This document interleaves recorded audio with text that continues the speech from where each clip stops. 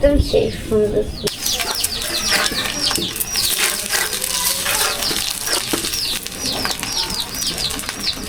আল্লাহ এমনই একটা রহমত, ওই বাচ্চাটা কিচ্ছু হয় না, বেজিতেও ধরে না, এত পরিমাণে চালাক মুরগির বাচ্চাটা।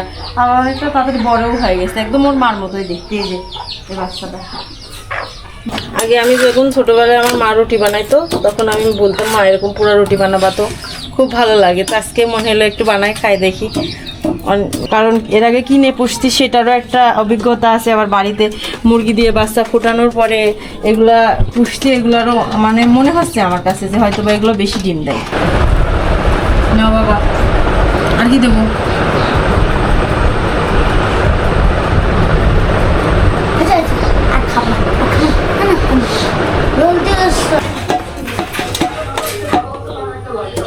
আসসালামু আলাইকুম, কেমন আছেন? আশা করি ভালো আছেন। আলহামদুলিল্লাহ আমরা সবাই ভালো আছি। তো আজকে তো রুটি বানানোর সব কিছু দেখাই নাই, সব কিছু করে নিয়ে এসে তারপরে আপনাদের সামনে আসলাম। তো রোজ তো ভাত খাই, ভালো লাগে না খাইতে, ভাবলাম আজ একটু রুটি বানাই।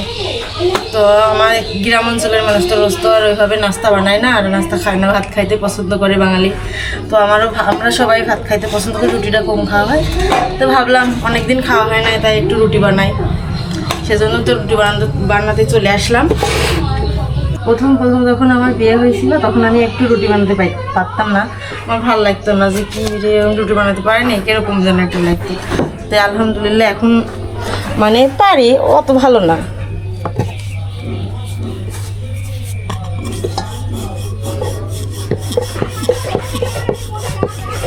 আর আজকে সকাল থেকে খুব গরম লাগছে, এত যে বৃষ্টি হচ্ছে তারপরেও গরমের কোনো নেই, যাওয়ার নাম নাই।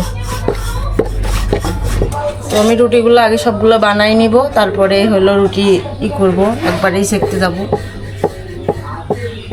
আর ওইভাবে বানাতে পারি না আমি, মানে ওইভাবে বানাতে গেলে এদিকে রুটির মানে তাকটা অন্যরকম হয়ে যায়। ওই জন্য আমি আগের থেকে রুটিগুলো একবারে বানাই নিয়ে তারপরে রুটি একবারেই সেঁকি। ওইটা মনে হয় আমার কাছ থেকে সহজ হয়, সময় একটু বেশি লাগে।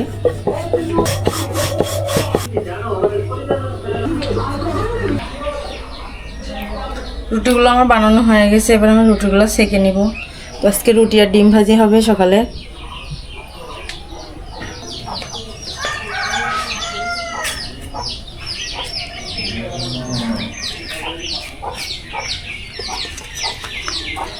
দেখেন আমার রান্নাঘরের লুক কিন্তু চেঞ্জ হয়ে গেছে, এক এক সময় এক এক রকম লুক দেওয়া হচ্ছে রান্নাঘরে।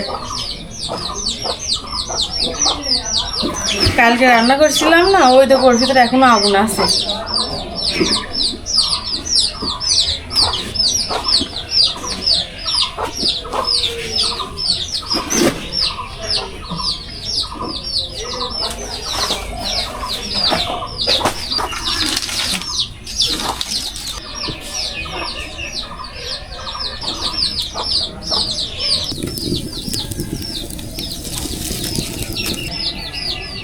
চুলাটা জ্বালানো হয়ে গেছে, কিন্তু চুলাটা অতটা ভালো জ্বলছে না। এই বৃষ্টির দিনে এই চুলায় রান্না করা খুবই একটা ঝামেলা, মানে যতই ভালো খড়ি দেন ধোয়া হবেই। দেখেন এত সুন্দর সুন্দর খড়ি দেওয়া হচ্ছে, তারপরেও ধোঁয়া হচ্ছে। তাওয়াটা গরম হয়ে গেছে, এবার রুটিগুলো এর ভিতরে দিয়ে দিব এর উপরে। আর এই যে দেখেন ছোট্ট একটা রুটি বানাইছি, শুনলাম আমার কথাটা দেখছ, সেজন্য সকালে ওইটি আগে বিরাজ করে, সে রোজ বললেও করে না, আজকে মানে আগেই বিরাজ করে আইসে যে যাতে না বলতে পারে, টাকা চালিয়ে দিয়ে দেয়। পড়াশোনা করা লাগে না সকালবেলা ওইটি, তোমাকে না আমি বললাম যে পড়াশোনা, সকালে পড়াশোনাটা ভালো হয়, ব্রেন ফ্রেশ থাকে, পড়লেই মনে থাকে ভালো। তোমার কি মনে হয়, আমি কি তোমার খারাপের জন্য কথাগুলো বলি? তাই মনে হয় সবথেকে, মানে ওর কাছে মনে হয় দুনিয়ার সব থেকে বড় শত্রু হলো ওর মা। কারণ কি জানেন, মা পড়তে বসতে বলে যে অন্যায় কোনো কিছু দেখলি সেটা নিষেধ করে, সেজন্য ওর মা পছন্দ না।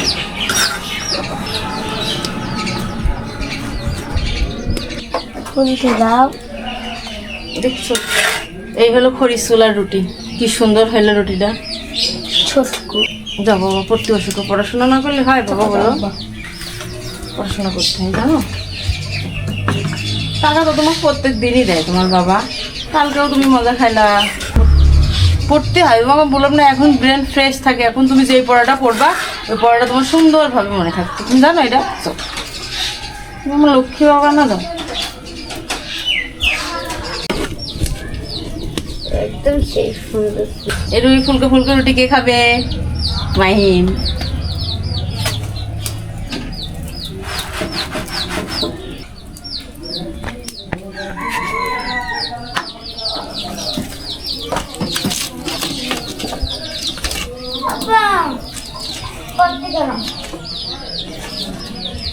হ্যাঁ যাও, দেখেন আমার ছেলে পড়তে যাচ্ছে।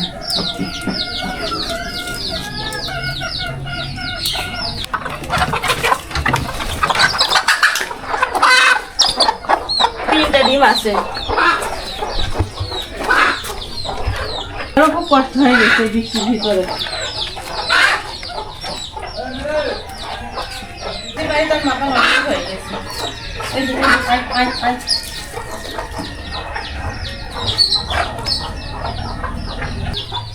ওই মুরগিটা দুইটা বাচ্চা তুলছিল, তোলার পর একটা বাচ্চা বেশি খাই গেছে। আল্লাহ এমনই একটা রহমত, ওই বাচ্চাটা কিচ্ছু হয়নি, বেজিতেও ধরে না, এত পরিমাণে চালাক মুরগির বাচ্চাটা। আর অনেকটা তাড়াতাড়ি বড়ও হয়ে গেছে, একদম ওর মার মতোই দেখতে। এই যে এই বাচ্চাটা বেজিতে ধরে না, খুব চালাক। বেজির কাছ থেকে লুকানির কৌশল আছে ওর কাছে। আর এই যে কারাগারে বন্দি,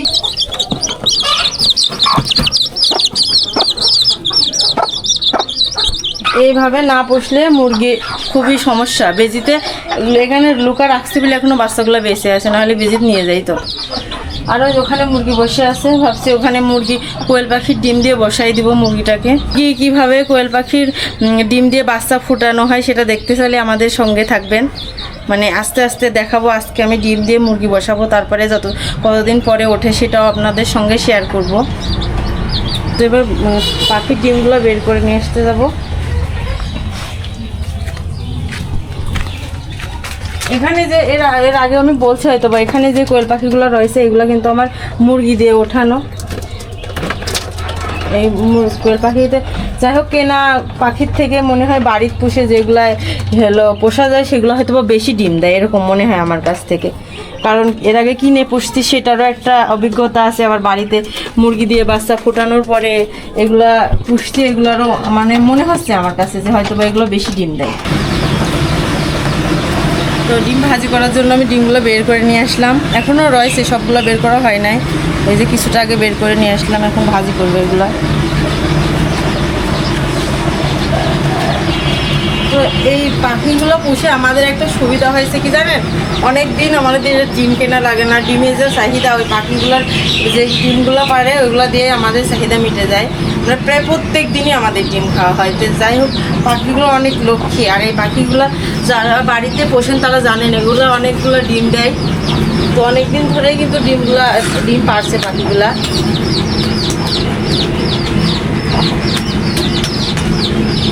এই ডিমগুলো এখন আমি ভেঙে নেবো ভাজার জন্য। একটা কি অনেক ছোটো ডিম তো অনেকগুলো লাগে ভাজতে, আর ভাঙাটা একটু ঝামেলা, এইটার সাথে কিছু না।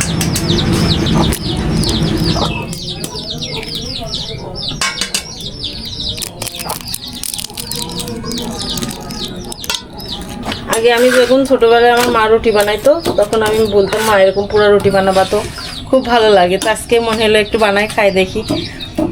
মানে অনেক দিন আগে খাইছি তো, তাই একটু চেষ্টা করছি, পারি নাকি, পারবো নাকি জানি না, আমার মার মতো।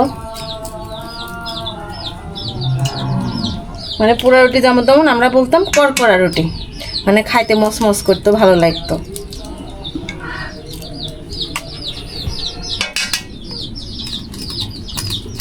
মানে অনেকগুলো ডিম দেয়, যা ডিম দেয় মাশাল্লাহ আমাদের। আর এই যে দেশি মুরগি আছে, দেশি মুরগি দিয়ে আর মানে কোয়েল পাখির ডিম দিয়ে যতটুকু আমাদের প্রয়োজন ওটা মিটে যায়।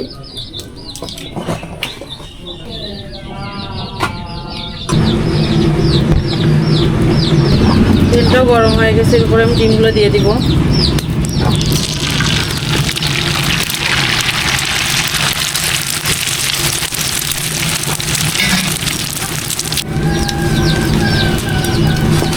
মরিচ পেঁয়াজ দিয়ে ডিম ভাজা কেউ খাইতে চায় না, সেজন্য ডিমটা এইভাবে ভাজি করলাম।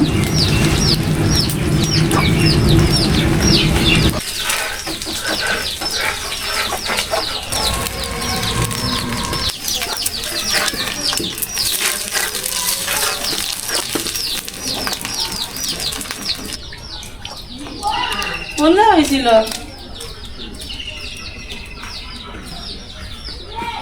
এই যে দেখেন সকালের নাস্তা বানানো আমার শেষ, এখন সবাই মিলে খাওয়া দাওয়া করবো। আজকে ছুটি, ছেলে মেয়েও আছে।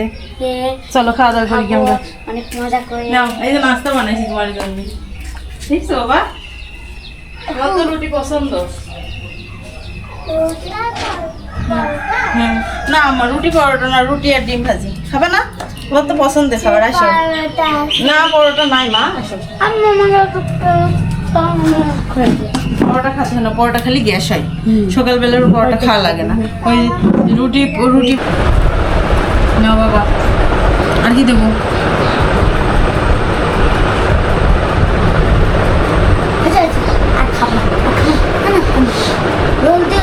তোমার কি দিব মামাম? একটা দিব?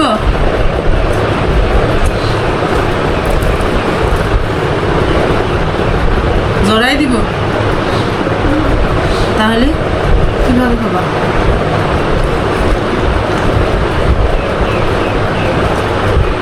কেউ এখানে বসে খাবা না? চিন্তা করেন। আর এটা হলো আমার ফেভারিট খাবার, বুঝছো? কি সাউন্ড, এই টেস্ট। ছোটোবেলা খাইতাম, খুব ভালো লাগতো খাইতে। আমরা নাস্তা করি। আজকের ভিডিওটা এই পর্যন্ত। আমার ভিডিওটা যদি আপনাদের ভালো লাগে একটা লাইক করে দিবেন, আর যারা এখন আমার চ্যানেলটাকে সাবস্ক্রাইব করেনি আমার চ্যানেলটাকে দয়া করে সাবস্ক্রাইব করে দিবেন। আজকের মতো এই পর্যন্ত। আল্লাহ হাফেজ।